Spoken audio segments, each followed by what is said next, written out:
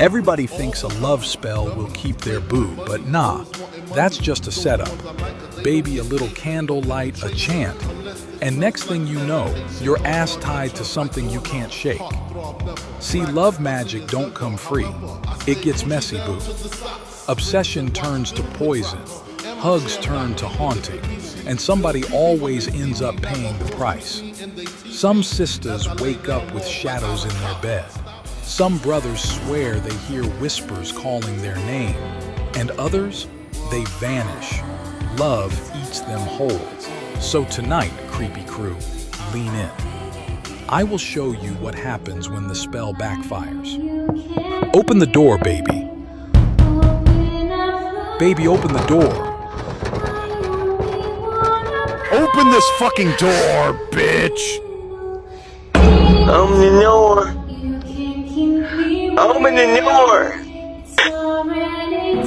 I just rang your doorbell because I have a couple questions for you.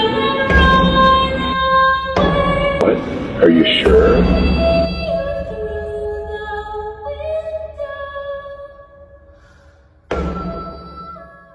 Bitch told me, well, I just got home, I'm gonna call you when I get done taking a nap.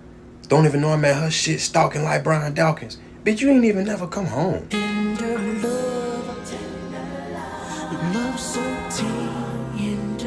So where you took this little nap at? Where you went and dozed off at?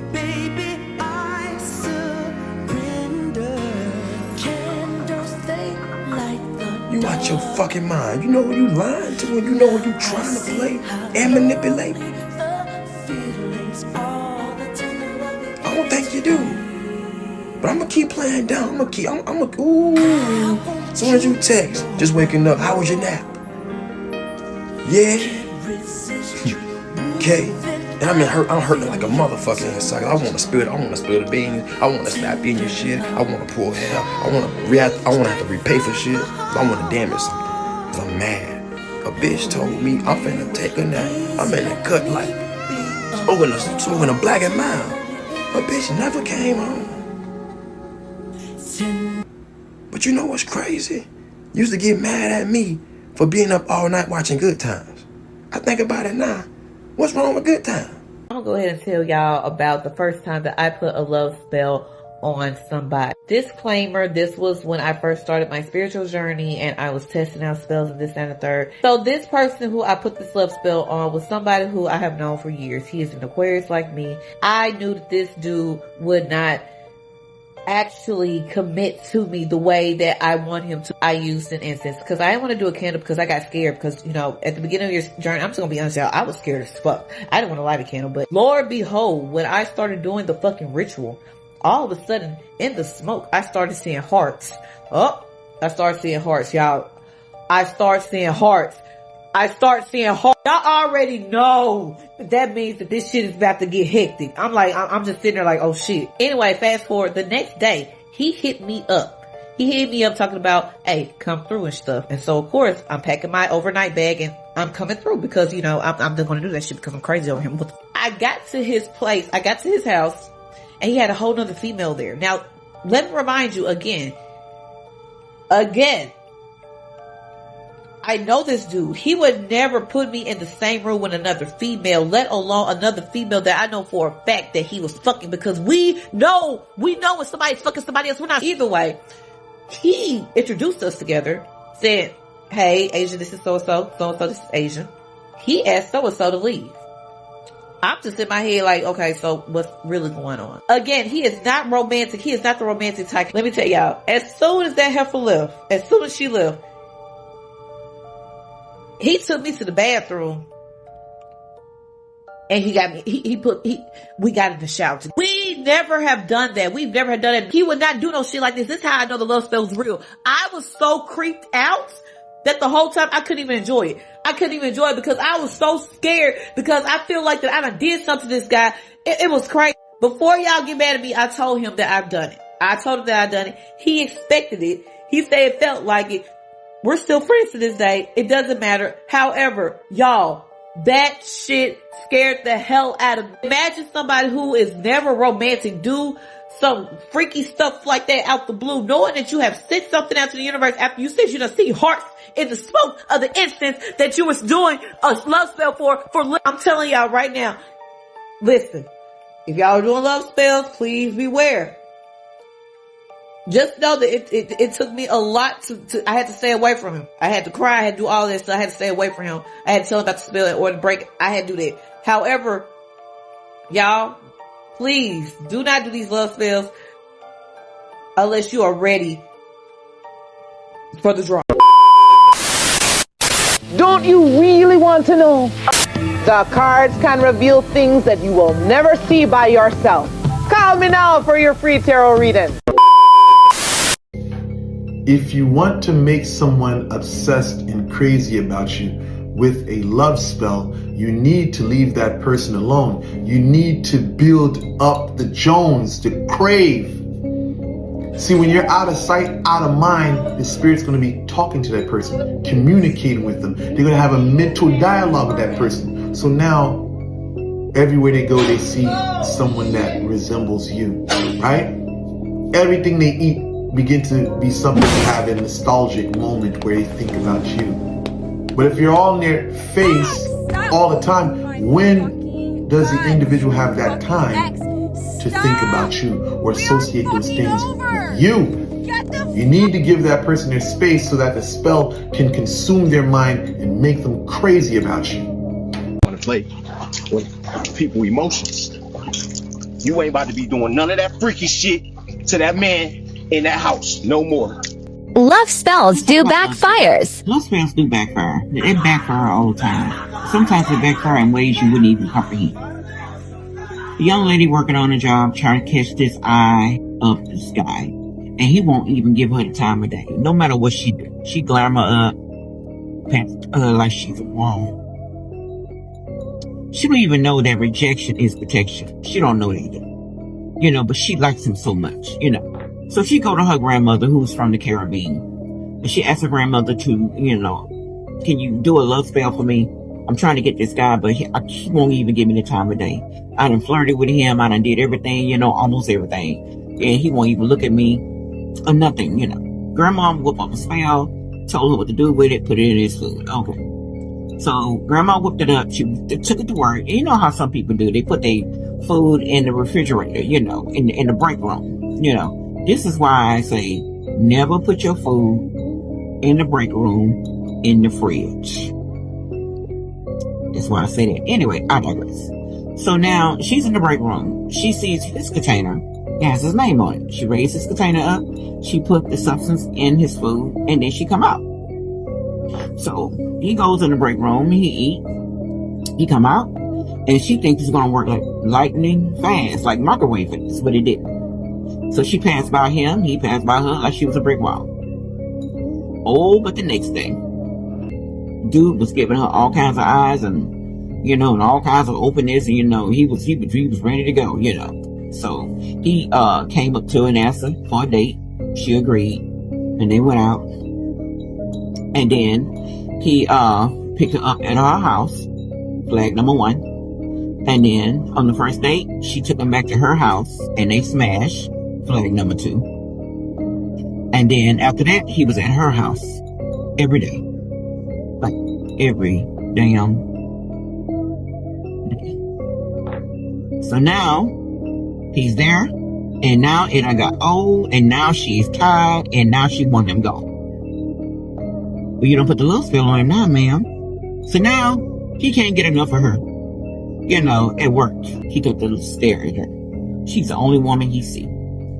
She go to the bathroom. He's somewhere near. If she go to her break, because they don't take breaks at the same time, he's somewhere near.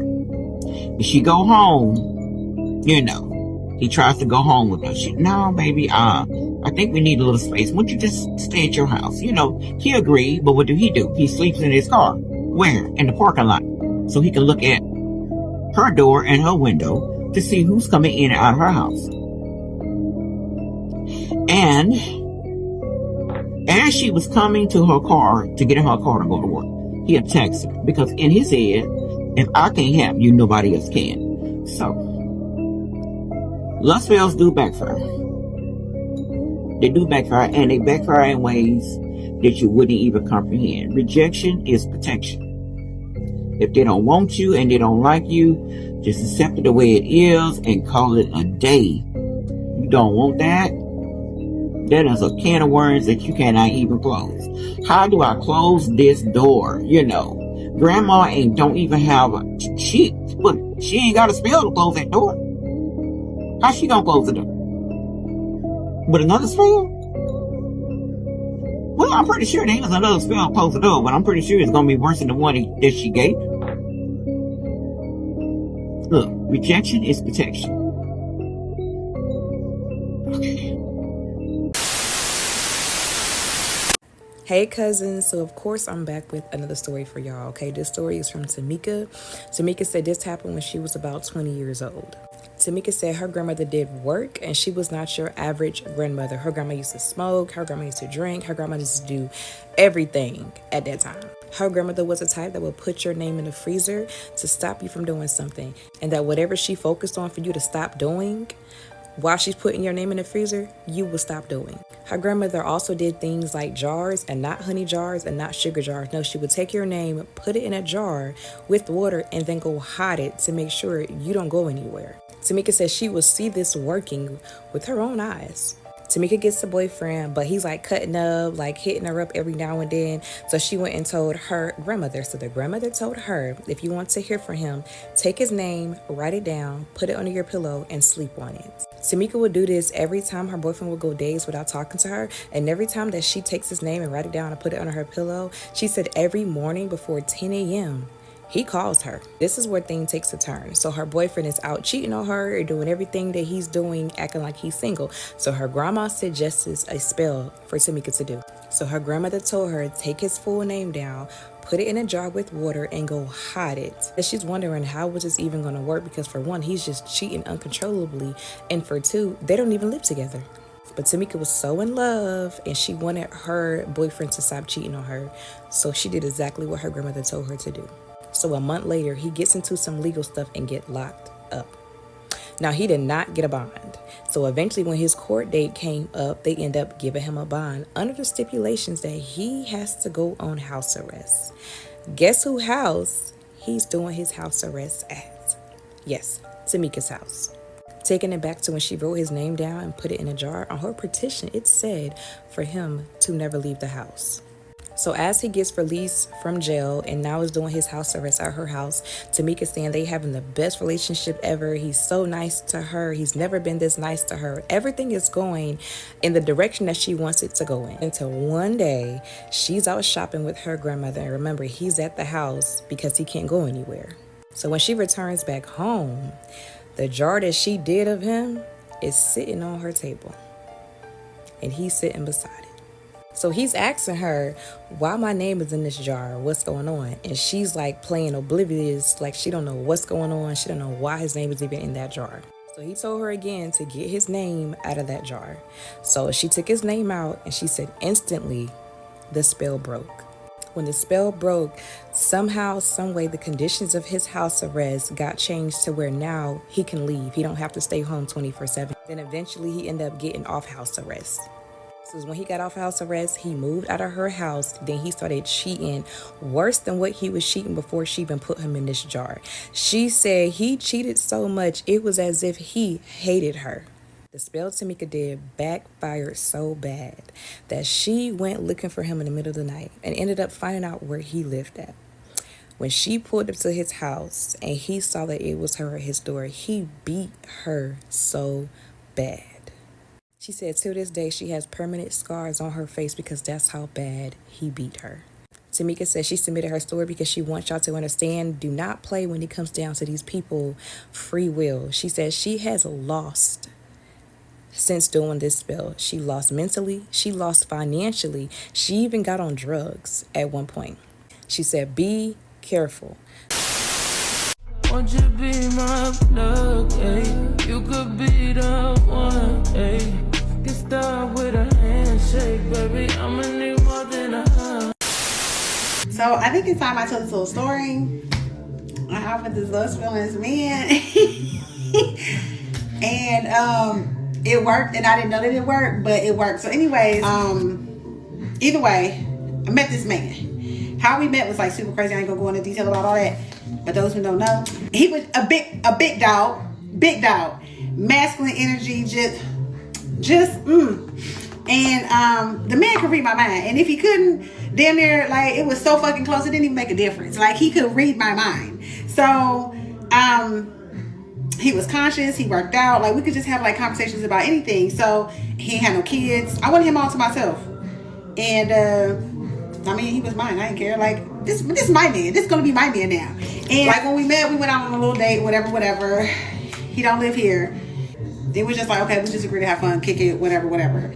I asked him at first, like, what's your version of fun? Because your version of fun may not be my version of fun, and I may not like that. So, and granted, people come to see me, but it wasn't enough for me. I want to see this man all the time. Like, I like just everything he had going on. Like,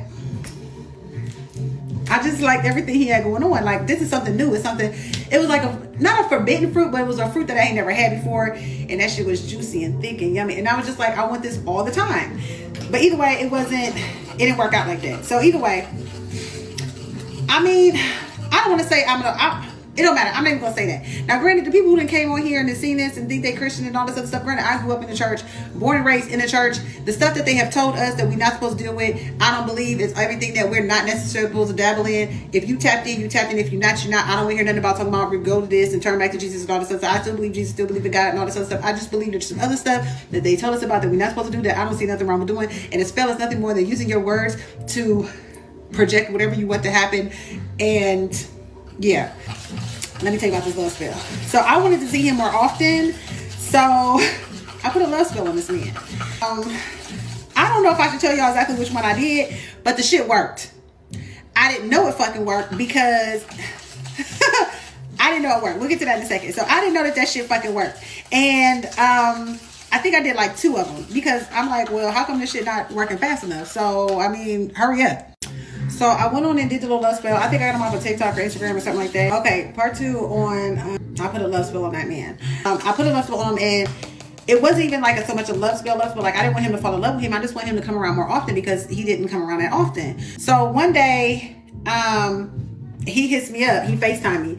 And like, we would text all the time or whatever. This is like the only person I would let text me based on his job. Like, I understand like all the rules as far as like, you know, what you're supposed to do, what you're not. Like, just all that shit was out the window because he was like my friend too. Like, he was my homie. Like, I didn't like see it as nothing like, oh, he's trying to, like, we're trying to date. Like, he's trying to make me his girl. Like, it wasn't nothing like that. So he FaceTimed me and was just like, oh, what's been going on? Like, I can't, he told me like, I can't get you off my mind. So I'm like, of course. So I'm like, he missed me. Of course, I'm missable. Like, why wouldn't you miss me? So I was just like, well, like, ain't nothing going on. Like, ain't nothing going on. Like, it's nothing. So he was just like, like, he didn't say like he was coming in town. Like, he didn't say nothing. He was just like, oh, okay, well, you know, I'm just going to check on you. But it was never, it was kind of like going around. Like, he probably already knew, but he didn't tell me that he knew. So we'll get to that in a minute. So either way, he was just like, well, you know, whatever, what's been going on, whatever, nothing. I was just like, nothing, I've just been chilling. So he probably comes to town maybe like 3 weeks after that. And was like, when he comes in town, like, I'm thinking it's nothing. Like, when this man walks in the house, I'm like this. Like, I'm so happy to see him. Like, he's my favorite. Like, when I see this man, I think it's like this little girl, like daddy's home. Daddy's here right now. It don't matter. None of it. Daddy's here right now. So, like, we just chilling, whatever. It's never like, bam, we about to go get, like, it's never like that. So we just chilling, talking about, oh, what you been up to, this and this and this. And it wasn't even, I forget how it got to that part. But then he was just like, so what you been up to?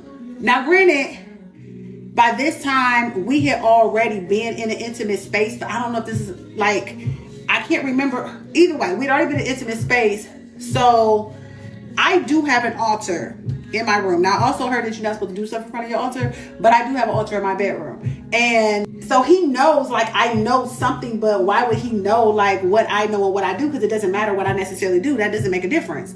So he was just like, so we was just talking. So he asked me again, what you been up to? What you been doing? So I'm like, nothing. I just been chilling. Like, what you mean? I just been chilling. Nothing. Like, what's going on? He was like, no. What you been doing? And I was like, oh, well, I just put your name in a jar. So it's like, why the fuck you do that? And I was like, so now I'm like not scared, but I feel like a little girl who just got caught by doing something she wasn't supposed to do, and daddy is about to be upset. So I'm like, I just wanted to see you more. I wasn't trying to like make you fall in love with me. I just wanted to see you more often. He was like, man, don't fucking do that shit. So now I'm like, oh, this man is about to be mad at me. Like I was so like not okay at that moment. Like I was like, no, I didn't mean it like that. Like I wasn't trying to do that. Y'all gotta go to part 3. Part 3 on I put this husband on his man. Yeah. The man was mad. Like I ain't never seen him mad, but I could tell he was mad. Like I don't know if he was more no this bitch didn't, or what else the fuck else she been doing. Like I couldn't, but I know he was mad. Daddy was mad. He was not happy at all. And I was just like, I really like, I was embarrassed as hell because I'm like, I got caught doing some shit I shouldn't have been doing.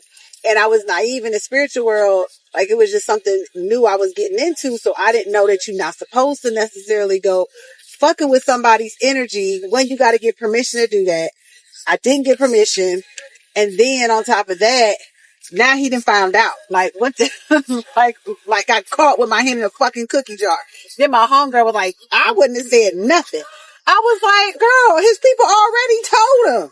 So if they already told him, how the fuck I'm gonna go and lie on the back end? That shit not gonna work. Like, I'm gonna be a liar in the spiritual world too. So I was just like, no. I'm glad I went and I'm definitely glad I admitted because I just didn't tell the truth. The whole thing was I forgot I did the fucking spell because since it wasn't moving as fast or how I thought it should move. Yes, so the thing is, when he came to my house, he was just like, stop doing that shit. And I was like I'm close to tears or whatever, but I'm like, how did you find out?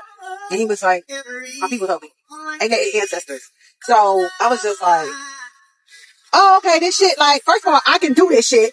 Second of all, oh, it's a whole bunch of other people over here I shouldn't be playing with. Like, you never know who's behind the whole motherfucking person. Don't be out here fucking with people because you don't know what type of ancestors they got on that back end. Okay, go ahead and see back to the story.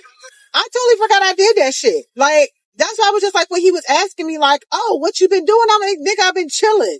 I totally forgot I did that shit. And then I'm just oblivious blonde ass, like, oh, I just put your name in a jar. It was a sweetening jar. So that's was like, it wasn't necessarily a love spell. It was a sweetening spell to get him sweet on me. I'll give y'all the recipe, but that's all I wanted. Since he travels so much for work, and like I said, if a man wants to, he will. Obviously, he wasn't, and it was just supposed to be fun, so he wasn't necessarily obligated to be coming over here spending time with me. But at the same time, the fun was so fun.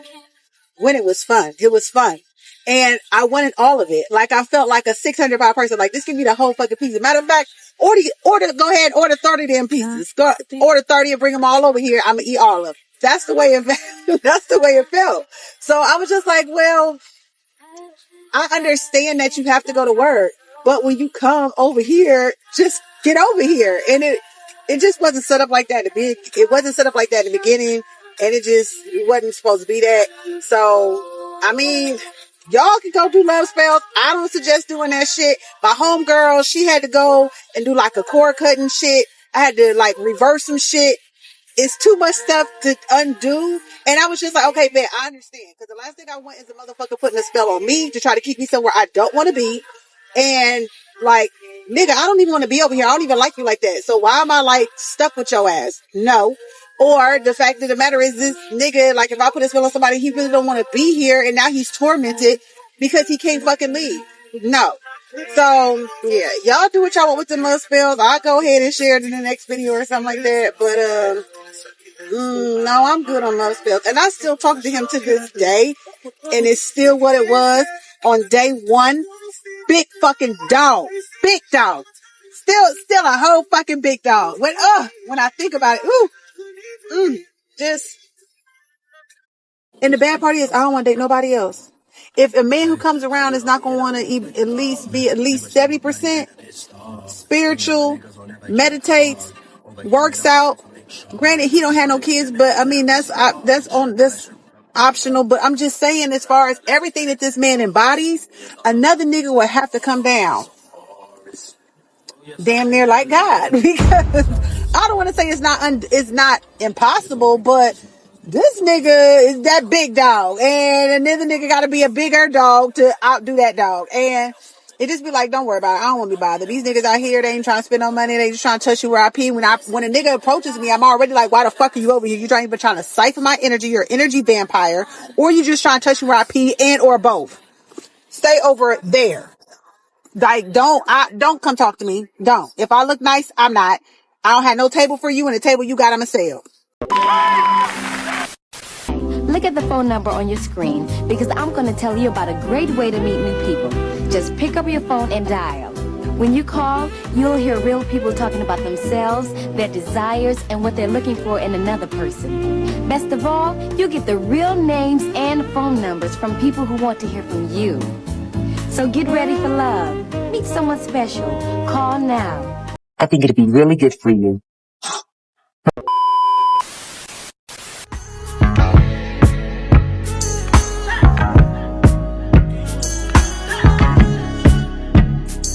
He was using her as a cum dumpster, and she still wanted to do a honey jar on him. My client Tessa was madly in love with a married man. Of course, she never told me he was a married man. She just assumed I wouldn't see it through the divination. Tessa tells me how this man does her like nobody has ever done her before. How he treats her right, pays her bills, takes her on nice trips. And when I mentioned the wife, she got silent. I had to tell her, hey, it's no worries. You're in the no judgment zone, but let's not start off dishonest. And then I proceeded to do further divination. The divination came back that she did not need to do a honey jar on him. He was never leaving his wife. And then one of her ancestors chimed in, he's only with her because she lets him use her as a cum dumpster. And I thought that was it, but the spirit kept going. The spirit says he likes her because there's no consequences. She gets knocked up, she's taking a plan B, going to the clinic, or drinking some rude tea. Meanwhile, he's loving on the wife, keep making babies with the wife, and leaving Tessa on the sidelines. Baby, that ancestor was pissed. I thought that ancestor was done, but nope, she kept going. That ancestor said she keeps walking past Travis, who got a great job, great benefits, long dick, is a provider, and extremely loyal. So I say, Tessa, you are with this guy who's not really treating you the way you need to be treated, not giving you everything. You're accepting what's beneath you. Is there someone else in your life who is better suited for you? She says, there's no one. It's just me. There's nobody who wants me. So of course I say, okay, I don't press it. I ask her, I say, what do you want in a spouse? Tessa started naming all these qualities she wanted, and each quality she said, the ancestor said that Travis had it. But after I told her that the guy she was dating wasn't the one for her and she shouldn't do a honey jar on him, she really didn't want to talk to me anymore. And at that point, I realized she's either going to just do a honey jar or she's going to pay someone to do it. But before we got off the phone, I let her know that one of her ancestors told me that Travis was the one she was supposed to be with. Travis was her soulmate. The ancestor chimes in again and says, thanks for telling her. She's not going to listen, but I'm going to go tell her in her dreams and we'll see if she listens. A year and a half later, I see Tessa on my schedule again. So it comes time for our call. We get on the phone and she starts telling me who she was. Now, I remembered her, but I let her fill me in. And within the first 3 minutes of the call, she let me know that she did end up putting him in a honey jar and her life went to shit. She was up for a promotion at her job. She did not get it. She was trying to buy a house. She could not get it. She was thinking she was cursed, but she went to another reader because she didn't want to come back to me. And the reader told her it was because of the honey jar. So then she booked a reading with me because she needed a way forward. Tessa proceeds to tell me, well, you did tell me about Travis. And then I had a dream about Travis too. I let her know what the ancestor said because I remembered it vividly. And as I'm talking to her, I say, hey, are you pregnant? Because I saw a little baby like crawling around. Tessa says, no, I'm not pregnant. His wife is pregnant. She then says, and I found out he has another woman on the side besides me. Then she started to break down and cry. And y'all know me, I'm going to give you your space to cry and hold your hand through it because we are all human. We all make mistakes and nobody is perfect. And yes, she received warnings from me and her ancestors, but so what? We are human. So after she calms down, I walk her through how to undo the honey jar. I also give her a cord cutting ritual and explain the purpose of it severing ties between her and the married man. I congratulated her on her growth and her seeing the best way forward for herself. So then we proceeded to talk about what she wanted in a spouse. Now, I couldn't remember Travis's name, but I remembered it started with a T. So she starts telling me everything she wants in a spouse. Then I proceed to ask her again. I said, is there somebody else? She goes on to say, well, you mentioned Travis, but I haven't been able to see it up until recently. However, he's now in a relationship. As she says that, as she's talking, I get a vision of a man just angry, banging on the door, just banging and banging. Before I can go deeper into the vision, that same ancestor from before says she's going to have to move because the married man is about to go through some traumatic things and he's going to be triggered. He's not going to let her walk away. The ancestor tells me that Tessa is not going to do the cord cutting nor removal of the honey jar because she wants him to suffer. In fact, she's already done a sour jar on him, but she didn't do a cord cutting first. So I knew we were in for a world of trouble because Tessa don't like to listen.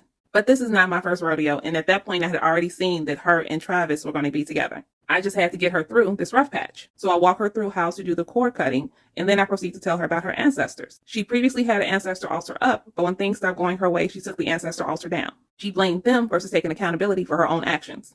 I tell her she's going to have to move, and she needs to put that ancestor altar back up to protect herself. You can't be out here doing spells with no protection, especially throwing curses. She says, well, my lease is up and I was thinking about moving back home. She asked me, could I do a reading on that? And I did the reading, pulled the cards, and it said that her hometown, Dallas, would be a great fit for her. And then I heard that same ancestor say, yeah, send her home to Travis. So I asked her, I say, well, is Travis in Dallas? And she says, yeah, he is. He moved back there a few months ago, but he's in a relationship. I say, that's okay. We're not going to break them up. You have your own problems to deal with. We'll let fate work it out. About 4 months later, Tessa messages me and says, you won't believe it. The married man was arrested for property damage. He had broken into Tessa's old apartment and destroyed the place. He thought she was still living there, but someone else had moved in. So I asked her, I say, so now that that's over, do you want to move back to the West Coast? She goes, no, I love it here. I forgot how great it was in Dallas. So I was happy that she was happy. So a few months go by and I see her on my schedule again. And I know it's always something with her. So I was like, okay, let's go.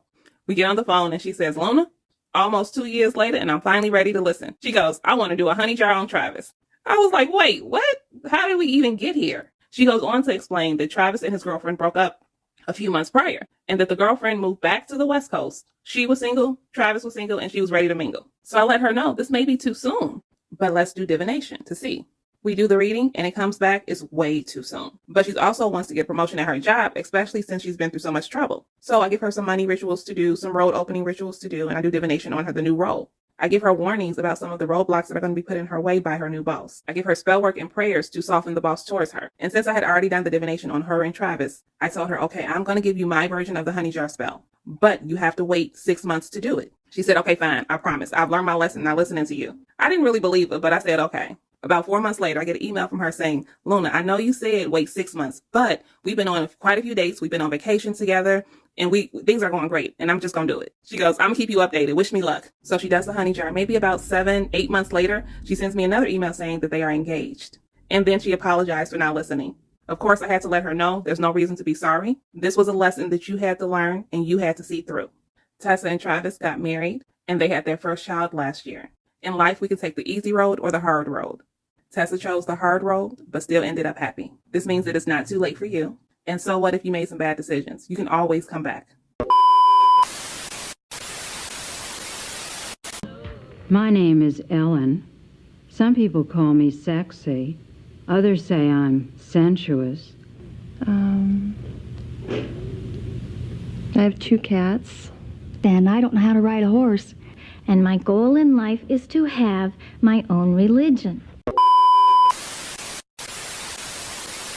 Love spells gone wrong. Story time. So Jose and Maria have been married for over 15 years. They own a business, a home, they have 2 children, and Maria is currently pregnant with their 3rd child. Now, because Maria is put on bed rest during this pregnancy, she can no longer go to work. So that means that her and Jose have to hire a new secretary to pull her weight. Now, Susie is 24, straight out of college, very beautiful and intelligent, so she applies for the job and she gets it. But Jose and Susie are talking, they're flirting, and within a couple of weeks, they're in a full-blown affair. But his mother warns him, you know you have a family at home, you can't be doing this. Jose tells his mom, you just take care of my wife and baby while I'm at work. I got this. I pay the bills. So 2 months later, Jose and Susie are still going strong in their affair when one day Susie rolls over and says, hey, guess what? you're gonna be a daddy again. I'm pregnant. His eyes were big as quarters because he knew if anyone found out about this woman or baby, he would lose everything, including his family. So Jose tries to talk Susie into having an abortion, but she says absolutely not. We intentionally created this child and I'm gonna have it. He knew he could not piss Susie off or she could destroy his life in many ways. So he gets the idea to tell his family that he is stressed out at work, bogged down and depressed, and the best thing they can do is pack up and leave the country and just start over fresh. So to keep Susie at bay, Jose lies to her and says, look, I love you, and as soon as you have this baby, I'm gonna leave my wife and kids and we're gonna be together. Susie's in shock. She can't believe that he's ready to make that kind of a commitment. The only problem was he was lying to her, and within a few weeks when his wife had her baby, he packs his family up and moves them to America, leaving a pregnant Susie behind. When they left, Susie is calling Jose's phone, leaving voicemails, texting, blowing him up like, where the hell are you? So Susie tells her mom that Jose has ghosted her, and her mom informs her that Jose has moved his family to America. They're gone. She loses it. She starts blowing his phone up, calling and texting, you abandoned us. I'm gonna tell everyone. He just keeps lying. He says, wait, I did this for us. As soon as I get established and get more money, I'm gonna leave her and then bring you and the baby here and we'll be a family. 6 more months goes by. She's had the baby and Jose has still not sent for her. He just keeps stringing her along. Well, she gets mad and says, look, Jose, if you don't get your ass on a plane and come get us, I'm coming to you. Do you understand? I can't be without you. He said, no, but I hope you understand. I don't want nothing to do with you or your bastard. Don't contact me again. So at this point, Susie is stressing. She has no income, no transportation, no family support, no help from Jose. She doesn't know how she's going to take care of this child. So she went to a local village healer to try to get some help. Susie told the healer, I need a love spell, the strongest one you got. And the healer responded, are you sure you can afford this? Because this is going to cost a lot more than money. Susie got on her knees and said, I don't care. I will pay whatever price it costs. Just make this man come back to me. The healer said, okay, but you understand the price for this, and Susie cut him off. I don't care what the price is.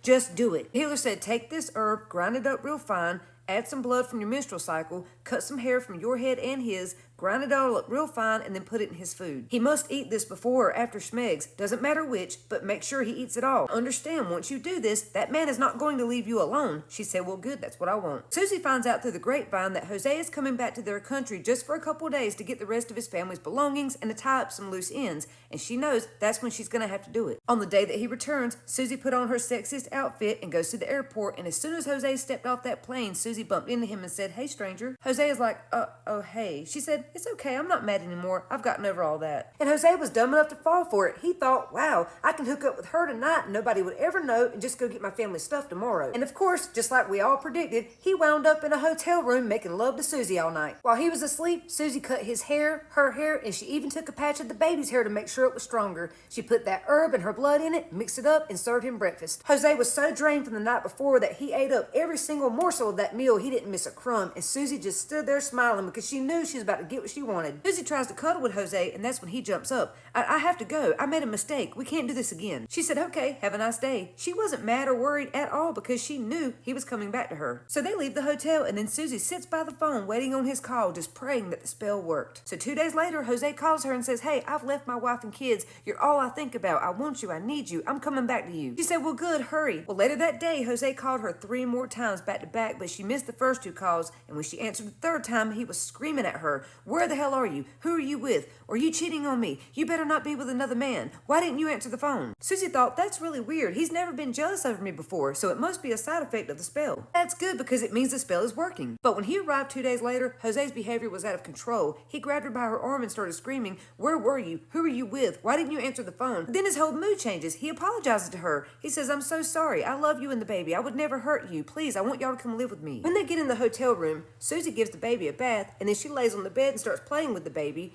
and then Jose looks over and says, you love that baby more than me, don't you? You spend too much time with him. You love him too much. You're going to choose him over me. When he gets older, you're going to marry him and be with him, aren't you? Susie said, no, what are you talking about? He's our baby. We created him. We should both love him the same. This man is losing it because of that spell. All he can think about is Susie cheating on him or leaving him. Jose picked the baby up and said, you have to choose now, either me or the baby. Susie said, why? He's our baby. He said, choose. She said, I'll always choose you over everyone. He said, then you won't mind me doing this. And then he opened the balcony sliding door, took the baby out, and held him over the balcony. She said, "No, wait, what are you doing? That's our baby." He said, "But you can't love him and me, so we have to get rid of him." And then he dropped him. Before she could even grasp what was going on, Jose lunged at her, put his hands around her neck, and began choking her until she passed out. When Susie finally came to, she felt the cold wind blowing through her hair. She felt Jose's arms wrapped tightly around her, and that's when she heard him say, "Susie, I love you, only you, forever." And then she realized they were falling from the hotel balcony. Before you do a love spell on that man, make sure you watch this video first. We're gonna call the person who submitted the story Tanya. Tanya says that she tried a love spell, but she regrets it deeply. So in 2013, Tanya met the father of her 2 youngest kids. His name was Greg. At first, everything felt perfect. He was charming, sweet. It felt real. But as time went on, things started to change. One day he went to work and Tanya started feeling sick, so she took a pregnancy test. She found out that she was pregnant. She was so happy. And she thought that telling him about her pregnancy would bring them closer together. Instead, he beat her black and blue. After that, Tanya got desperate. She so badly wanted to bring back the old version of him. So she searched online, and that's when she found the love jar spell. Tanya said that she followed the instructions exactly, down to the letter. And it worked. At first, Tanya says that he became very sweet again, loving. He did things for her that she'd never even expect. She thought maybe, just maybe, the spell just fixed everything. But something still felt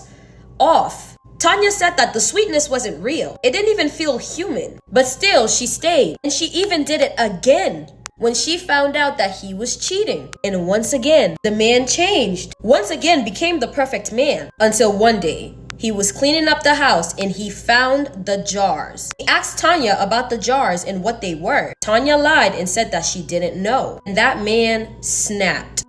At the time, Tanya was 5 months pregnant. He threw her across the room like she weighed nothing. And he beat her unconscious. Tanya said that she made sure afterwards that the baby was okay, and she was. But him? Greg? Yeah, he wasn't okay. The man that she once loved was gone, and something else entirely had taken his place. And that's when she realized that this wasn't just abuse. It was something darker. In part 2 of this story, you will learn how the love spell turned him into something inhumane. If you want to hear how the story ended, leave a comment for part 2. Like I say at the end of every single video, I love you, my abducted human, from your favorite Haitian homegirl. I got a question for the witchcraft girlies. Why would you want somebody that you had to do a love spell on to attain? Like, I wouldn't want to be with somebody who did not naturally love me, that did not naturally have affect towards me. Like, if I had to do some sort of ritual or spell on you to get you to care about me and get you to love me, why would I want to be with somebody? Why would you want to be with somebody who naturally, in their own will, in their own right mind, don't want to be with you? Like, that don't make no sense. I wouldn't see y'all trying to force people. You trying to force your will on other people's will, and now you doing love spells and shiz, and next thing you know, that nigga gonna kill you 3 months from now because everything got a price. Then why would you even want to do that? Why you want somebody to fall in love with you that don't love you, that don't like you? Meat. Soda.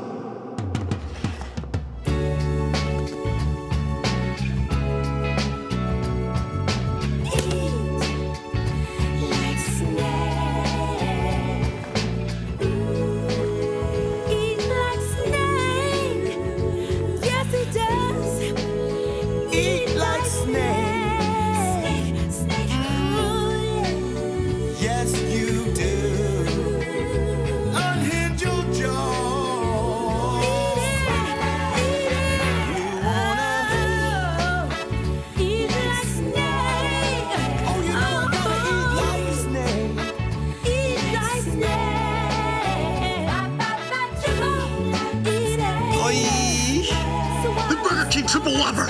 Eat like a snake! Meanwhile... Hey!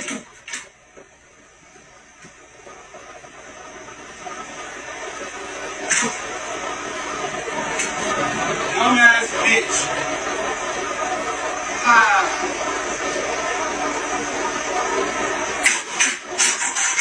I'm gonna break this door. You ain't about to be doing none of that freaky shit to that man in that house no more. Few moments later.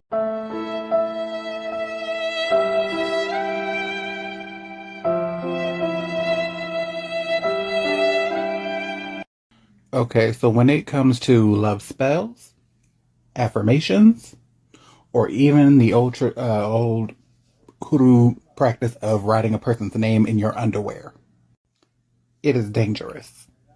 That person will become so obsessed with the individual who cast the spell, said the affirmation, or so on and so forth. That is how narcissists are created. That is how stalkers are created. And most importantly, it's never, ever okay to fuck with someone's free will. So unless you want to be on the 6 o'clock news because of, yeah, just don't do it. Y'all gotta be crazy. I just heard that some men out here putting spells on women, trying to get them, trying to keep women. Now, I don't heard women do crazy stuff like that. Like going to see these voodoo people and like calling these psychics and trying to find ways to put a spell on the men to keep them and stuff like that. I don't heard women do stuff like this. But I didn't know men are actually out here doing this stuff too. I mean, it made me think, what kind of women are these men trying to keep? The ones that taking care of them or something so they can just sit at home and just chill and relax? Because ain't no way I'm finna go nowhere to put no spell on nobody. Y'all better be careful who y'all date, who y'all call y'all boyfriend, y'all girlfriend, because y'all don't know these people's intentions and what they trying to do. They trying to put spells on you, keeping you around, using, abusing you. Y'all better start thinking before y'all start giving these people, because I'm telling you, everybody don't have good intentions, okay? You be done got with a nut, a fool, that's trying to keep you around and torture you. And you be wondering why everything's going bad in your life, nothing looking up, can't get rid of the man, can't get rid of the woman.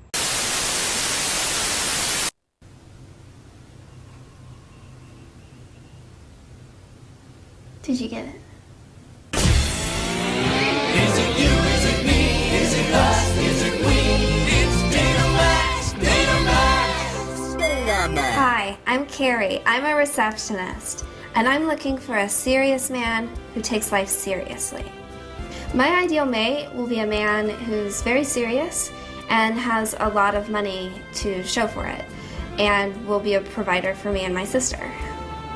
My best qualities would have to be, I love to dance. I could dance all day, dance all night. My celebrity crush is Lou Diamond Phillips. So stupid. I don't want a man with cancer or heart disease or disabilities or speech impediments. My most attractive trait is not my feet. I'm most afraid of not having enough iron in my blood.